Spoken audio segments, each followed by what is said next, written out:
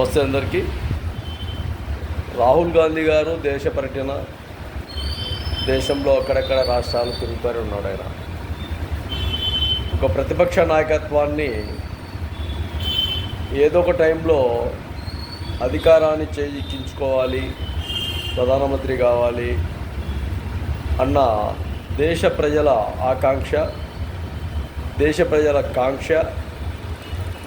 దేశ ప్రజలు అలాగే కొన్ని విషయాలలో, కొన్ని సందర్భాలలో ఆయనకు నిట్టూర్పుగా మిగిలిపోయే విధంగా ఉన్నారు. కాబట్టి దేశ ప్రజలు రాజీవ్ గాంధీ గారిని చూశారు, ఇందిరాగాంధీ గారిని చూశారు, రకరకాలుగా గతంలో ఉండే నాయకత్వాన్ని చూశారు. అప్కమింగ్ యువ నాయకత్వం అన్న ఆలోచన విధానాల్లో ఆయన పెళ్లి చేసుకోలేదు కాబట్టి ఇంకా యువ నాయకత్వమే. పెళ్లి చేసుకుంటే అది యువ నాయకత్వం కాదు వాస్తవంగా.